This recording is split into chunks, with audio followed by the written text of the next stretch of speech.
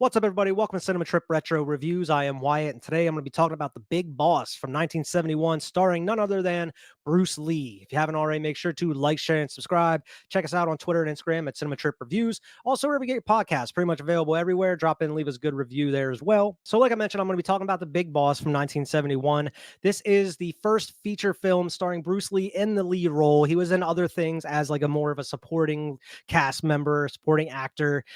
He was in TV shows as well. I mean, he originally was born in the US, grew up in Hong Kong. He ended up coming back to the US. He started opening up his different schools. He was teaching Jeet Kune Do, which is kind of his own form of martial arts. He was opening up different schools. He was in different TV shows. He was in like the Green Hornet for a little while, and then he decided to go back to Hong Kong and start doing some martial arts and kung fu movies. And that's really where he kind of broke out and became a superstar. This movie was directed by Lo Wei and Chai Sing. I'm hoping I'm saying those correctly. And Lo Wei actually ended up directing Fist of Fury, which came out the year after this, starring Bruce Lee. And he also directed numerous other martial arts and kung fu movies as well. So I did see this movie one time previously, about maybe 10 or 15 years ago. I didn't really remember too many things about it as I was rewatching, which is kind of surprising because there's a lot of crazy shit that happens in this movie. And this movie goes a lot farther with certain things than I expected it to go. I just kind of expected to be just like a run of the mill, kung fu martial arts type movie.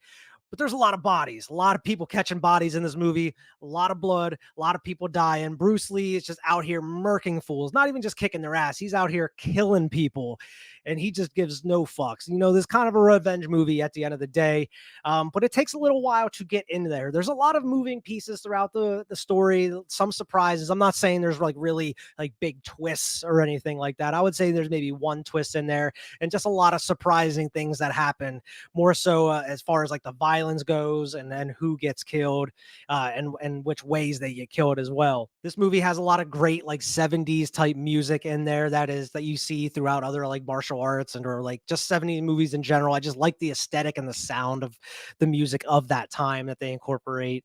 It doesn't matter what kind of movie you have. For some reason, I just love the aesthetic of like 70s music in these types of movies. So the basic plot of the movie, Bruce Lee plays Chang Chuan, who is coming to Thailand with his uncle. He's leaving because he was involved with some trouble wherever he came from. His mom made him swear an oath that he wasn't going to get in any fights or get into any trouble. And he's even wearing this like little green necklace around his neck that his mom gave him to remind him of the oath that he swore.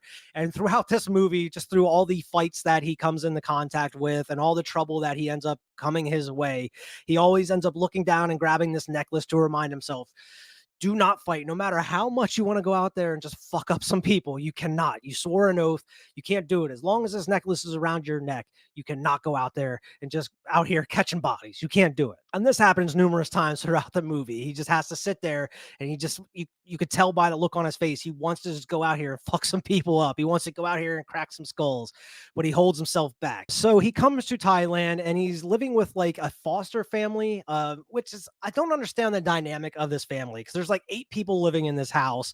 Everybody is calling this one dude uncle. So you can only assume that he's like related to these people, but these people don't really know who he is. But they're all like, I guess they're Bruce Lee's cousins, I assume. This one lady that comes into the mix named Chow Mei, who everybody kind of looks over and they call her their sister.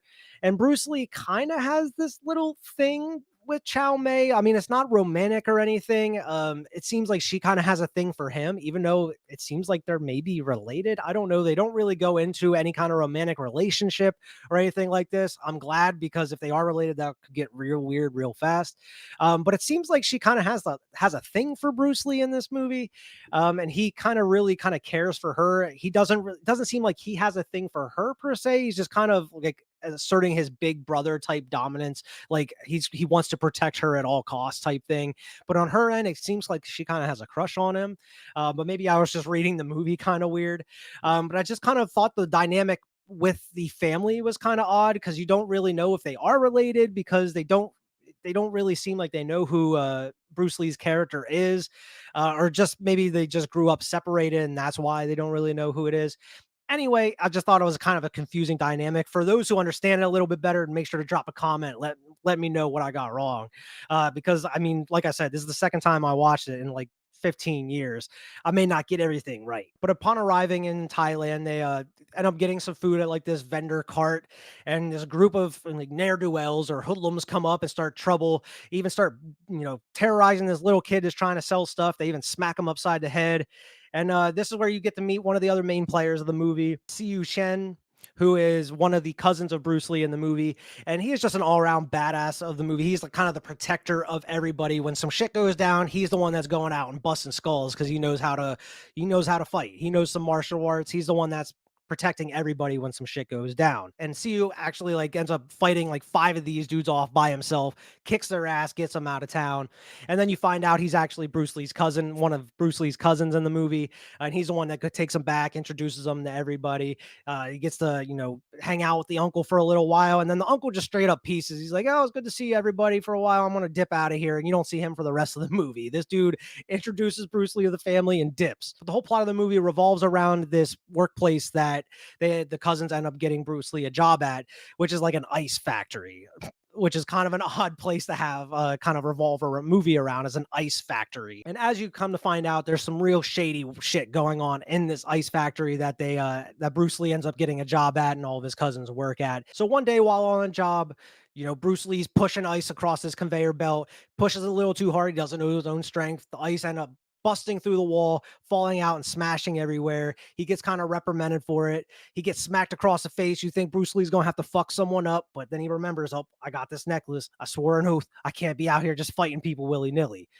But a couple of his cousins actually go in and clean up the mess, and they find there's something inside of the ice. And what is inside of this ice? A big old package of heroin. And they mention it a couple times in the movie, like, well, how does an ice factory stay in business or make so much money? It's because, oh, they got some shady shit going on the inside. And the manager of the ice factory ends up pulling these two guys aside, saying, hey, we got a heroin business we're running on the side. Since you kind of know about it, we want to kind of cut you in. We can make you rich if you want to be involved with this. And they're like, yeah, no, we good. We want to kind of stay straight laced. Our uncle told us not to get any kind of crimes or anything like that.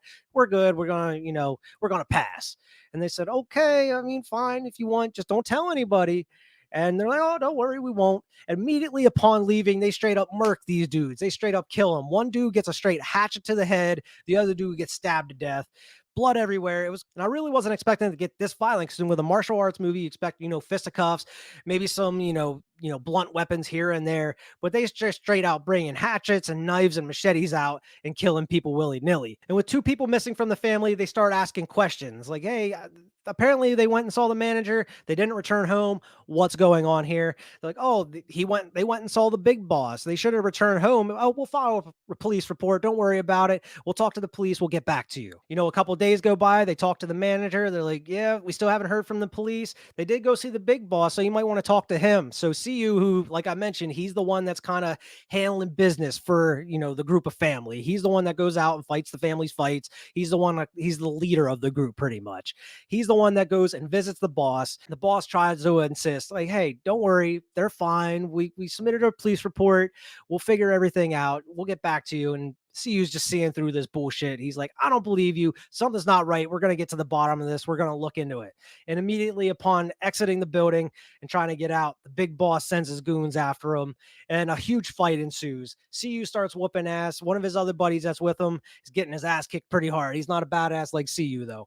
But CU, even though fighting through all these different waves of people, he ends up getting killed in the end. This dude who has been whooping ass and taking care of the family for so long, he's been kind of the lead. He's been kind of showing Bruce Lee around through this whole movie up to this point. We're about maybe half hour, 40 minutes into this movie. He's been kind of the guy that's been showing Bruce Lee the ropes, kind of getting him accustomed to the life at the ice factory and, taking care of the family and what have you. And this guy ends up getting killed all of a sudden, just gonzo. So after that, you got like 4 people missing from that ice factory. 3 of them are part of the family. So everybody's kind of like, what's going on here? People were missing, and they're getting the same explanation from the manager. Like, oh, we contacted the police. Don't worry. We're waiting to hear from them. We'll get word to you whenever we get word to us. And after days, nobody's getting answers from management or the big boss. So the workers at the ice factory decided we are not working until we get some answers from somebody. No matter what, we're not working. And that really comes to a head, starts a huge brawl at this ice factory.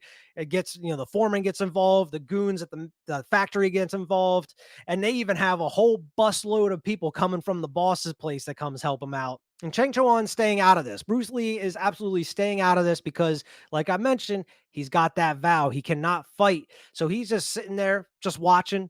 You could tell by his face that he wants to get involved. He wants to go out here and fuck some dudes up. And you want him to. You want Bruce Lee to just get in the action and show people how to get it done. And the fight makes its way to Bruce Lee. And of course, one of these guys get bumped into Bruce Lee and rips that necklace off of him. And as soon as that, and I'm going to tell you, as soon as that necklace is off of Bruce Lee, that vow is gone. As soon as he sees that necklace hits the ground, it's fair game at this point. And Bruce Lee literally just goes out and fucks up every single one of these dudes. Just absolutely annihilates these guys, shows everybody how to get it done. This is what we've been waiting for this whole damn movie up to this point. And immediately upon busting these heads and kicking everybody's ass, Bruce Lee gets promoted to foreman of the ice factory because they were so impressed with his leadership and what he was able to accomplish. And this really kind of puts a veil over all the missing family members because everybody's just so happy that Bruce Lee got promoted and that he's the foreman, and they're going around celebrating. The whole family's celebrating, and they get back. And then Chow Miz is like, wait a minute, you all are happy and whatnot, but did you guys figure out what's going on with everybody that's missing? And upon her immediately reminding them of the missing family members, they're like, oh shit, you're right. That is why we staged the strike and why we weren't working in the first place. And they just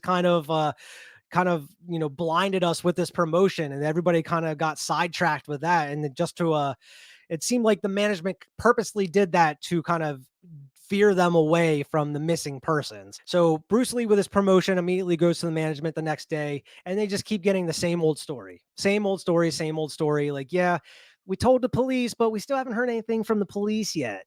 And it's like, okay, how long are you going to let the management tell you this until you actually go to the police yourself? Because throughout this whole movie, they're told by management, they're told by the big boss, yeah, we contacted the police, we're just waiting to hear back. But neither Bruce Lee or any of the family members go to the police directly to figure out what's going on, or even if management talked to them whatsoever, which you would assume they would do if your family is missing. You wouldn't rely on the management. You wouldn't rely on your job to go to the police to figure out what's going on with their family. You would do it yourself. Why wouldn't you go to the law enforcement or the police yourself to figure out what's going on with your family? I just found that all questionable the whole movie. Like, why are you letting your job try to figure out what's going on with your family? It just doesn't make any sense. Bruce Lee's trying to get to the bottom of what's going on with these missing people. So he's like, hey, I would like to talk to the boss. Let me talk to the boss so we can figure out what's going on here. They take him out to dinner to go meet the boss, and he's out to dinner with the management, and he's supposed to meet the boss there, and they end up getting Bruce Lee drunk. He is wasted at this point. He just keeps taking shots of Hennessy. He has this girl beside him that keeps feeding him shots, and it just seems like this is all part of the plan of management at this point. It's just get him drunk enough so he doesn't remember any of this shit. He's out here just fucking breaking sticks of bamboo in half with just one swipe of his hand, and I'm not just talking about just sticks. I'm talking about bundles of bamboo this dude's just chopping in half. He's just strong as shit, just wasted as hell, just like, yeah, stack a couple more on there, I'll break them in half. And management just sends him to like a brothel or like a whorehouse to just like take his mind further away from the missing family members that he has. And he's just wasted at this point. So I'm just surprised he was able to perform at that point. But immediately upon waking up the next day, I mean, the family members are just like all wondering what happened to Bruce Lee. He didn't come home that night. They thought he's missing at that point.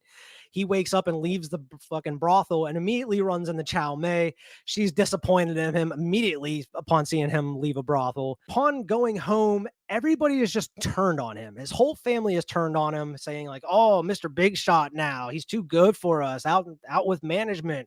We can't trust you all of a sudden. When it's like, bro, you guys forgot about your missing family members too. Like when everybody was all hype about Bruce Lee getting this promotion at the job, everybody forgot about the missing persons.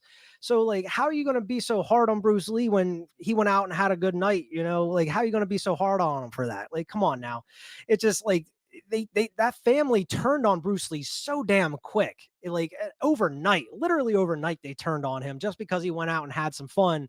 and they got him drunk and he forgot to ask about like what's going on with his missing family members. I can easily see how that would have slipped Bruce Lee's mind, with a night of drinking and test your might with the bamboo and going to the whorehouse.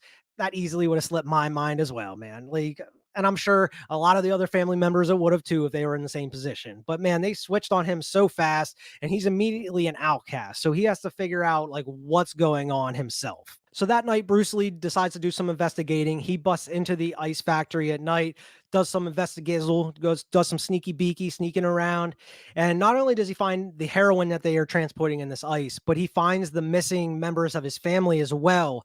They have been chopped up and put into the ice itself. I mean, earlier in the movie, when you get to see a couple of the guys get killed, like I mentioned, with like the hatchet and the knives and machetes or what have you, they end up using the big ass like rotating saws they use to cut the ice to chop up the bodies, and then they freeze them in the ice. And Bruce Lee finds the ice with the body parts inside, like the dismembered arms, dismembered legs. There's a severed head in one of them. Shit gets fucking crazy. Like I didn't remember any of this from my original watch all those years ago.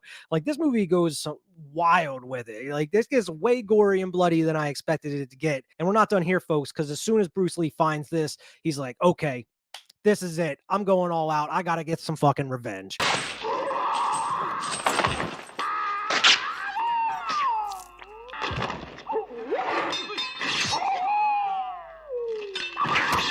The one thing I haven't mentioned is behind the scenes throughout this whole movie, you get to see the big boss, the title character, the big boss, the one that's running this whole organization.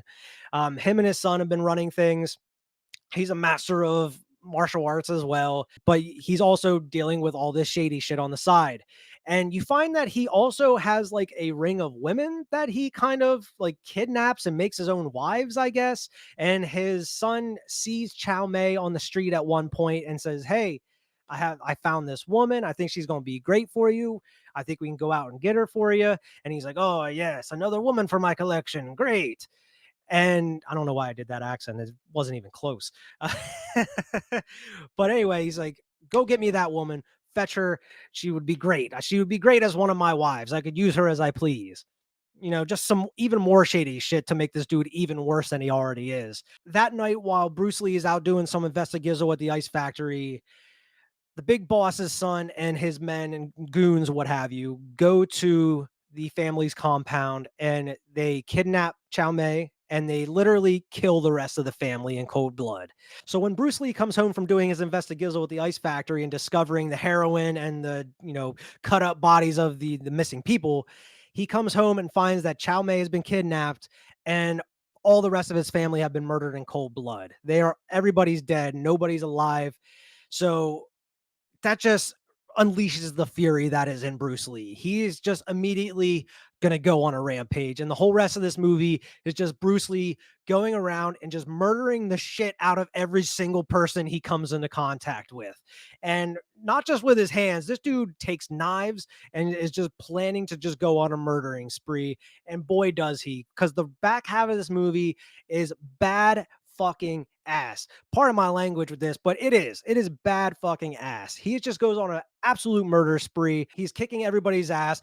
Blood is flying, bodies are flying everywhere. After Bruce Lee goes through all of the big boss's goons and then takes care of the big boss's son, you have the big fight with the big boss himself. And this one kind of goes on, I would just say, a tad bit too long as far as the fight scene goes, just because you had a ton of fight scenes leading up to this point.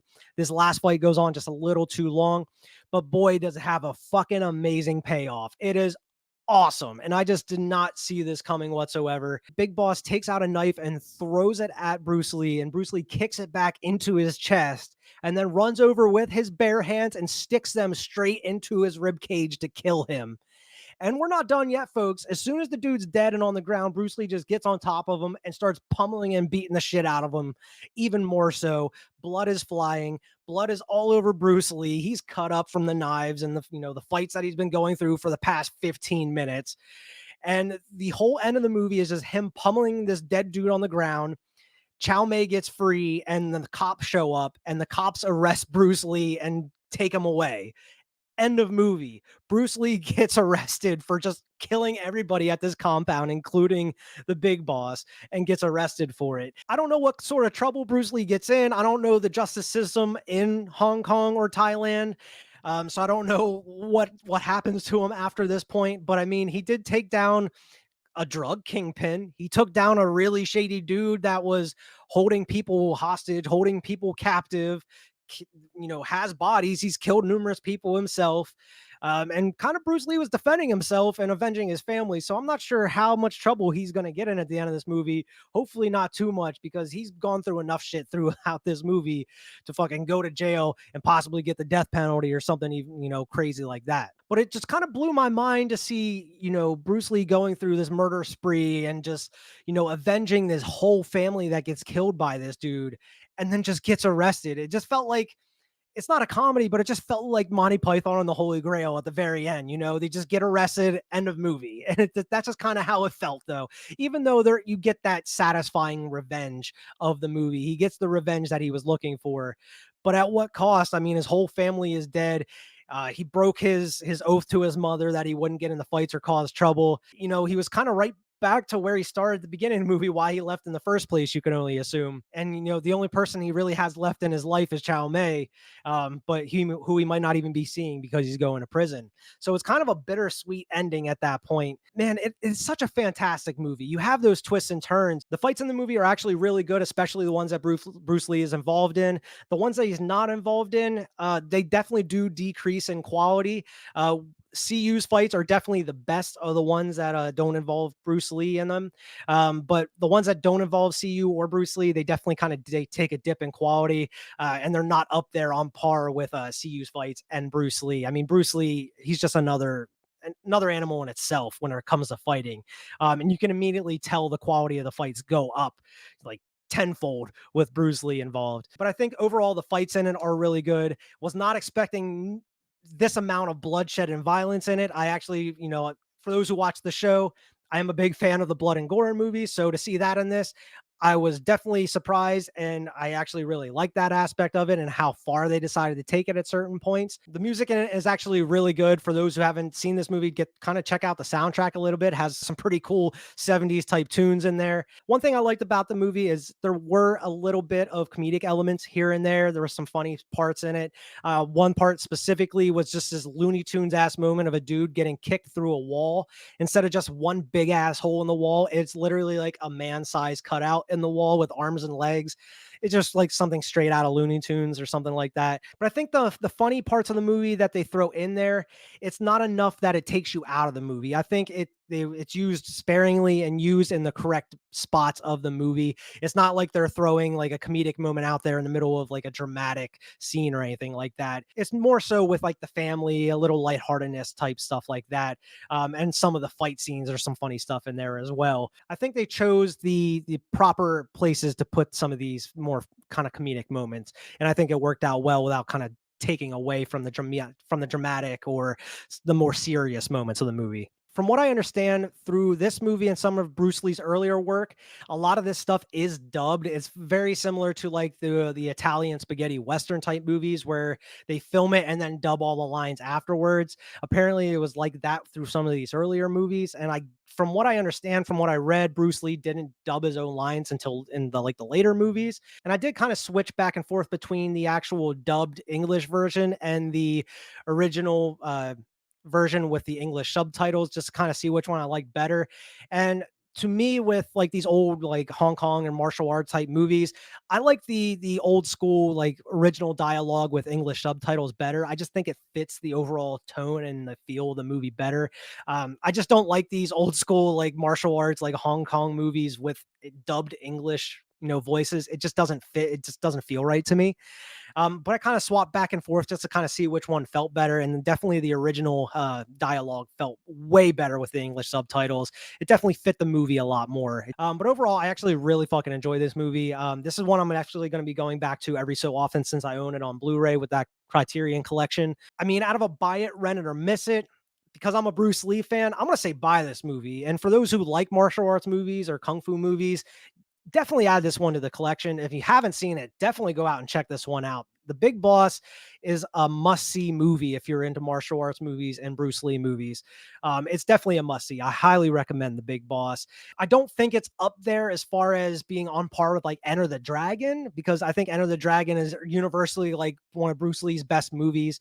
But I think it's up there. It's pretty close. I think it's pretty damn close up there. This is definitely, I would say, one of my favorite Bruce Lee movies, or just martial art movies in general. I really just like the cast in this. I like the acting in it. I like the camaraderie between the family before shit gets fucked up. But I just like the story overall. I think it works. If you haven't seen this movie, definitely check it out. I highly recommend it. If you have seen the movie, let me know what you thought about it in the comments, what you liked about it, what you didn't like about it. Let me know what all your guys' favorite Bruce Lee movies or just martial arts movies in general. Maybe we'll cover them someday on the channel. I'm always looking to do some more retro reviews at some point. I've been kind of slacking on those as of recently, because every so often when I don't have an idea of what movie I want to cover, I'm going to go back and do a retro review, something like this, something from like the 70s or the 60s. Cause I'm very much into the old school retro feel of like 70s or 60s type movies. I don't know. I like the slow pace and like the atmosphere and just the way those movies are just shot and how gritty they are. I just absolutely love them. So it's a treat for me to go back and actually do some retro reviews here and there. That is the show for this week. Make sure to like, share, and subscribe. Go check us out on Twitter and Instagram at Cinema Chirp Reviews. Also, wherever you get your podcast, drop in and leave us a good review there as well. And we'll see everybody next week.